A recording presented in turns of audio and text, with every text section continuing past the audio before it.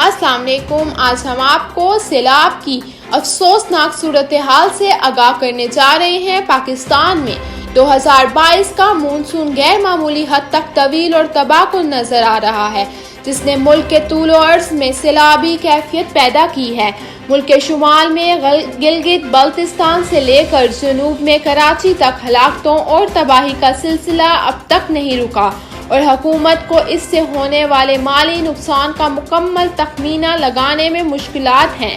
پاکستان کے وفاقی ادارے نیشنل ڈیزاسٹر مینجمنٹ اتھارٹی اور صوبائی حکومتوں کی جانب سے 14 جون سے اب تک کے مجموعی اعداد و شمار کے مطابق 2 ماہ کے دوران ملک بھر میں سیلاب اور بارشوں کے باعث 780 سے زیادہ اموات ہو چکی ہیں اور ملک کے 109 اضلاع متاثر ہوئے ہیں۔ سیلاب اور بارشوں سے 1,74,000 سے زائد مکانات اور عمارتوں کو نقصان پہنچا ہے، جبکہ دیہی علاقوں میں 5 لاکھ سے زیادہ مویشی بھی بہہ گئے ہیں۔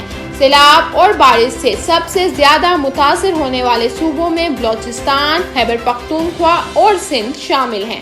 بلوچستان کے 34 اور خیبر پختونخوا کے 33 اضلاع سیلاب سے متاثر ہوئے ہیں، جبکہ سندھ کے 23 اضلاع کو صوبائی حکومت نے آفت زدہ قرار دیا ہے۔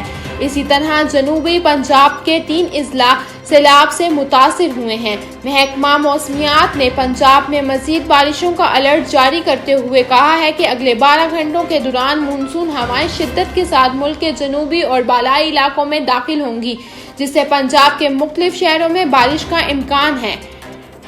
ڈیزاسٹر مینجمنٹ اتھارٹی پنجاب کے مطابق 24 سے 26 اگست کے دوران لاہور، راولپنڈی، ملتان اور گوجرانوالہ میں نشیبی علاقے زیر آب آ سکتے ہیں، اور موسلا دھار بارش کے باعث راولپنڈی کے مقامی ندی نالوں میں طوفانی اور مری میں لینڈ سلائیڈنگ کا خطرہ ہے۔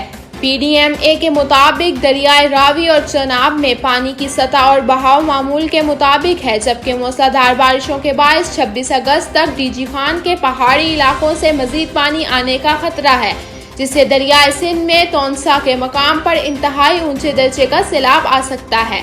ترجمان پی ڈی ایم اے کے مطابق تونسا کے مقام پر پانی کی سطح مسلسل بلند ہو رہی ہے۔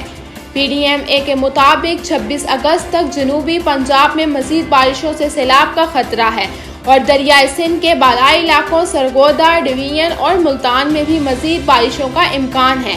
اس کے علاوہ کوہ سلیمان سالٹ رینج سے منسلک ندی نالوں میں پانی کی سطح بلند ہونے سے سیلابی صورتحال پیدا ہو سکتی ہے۔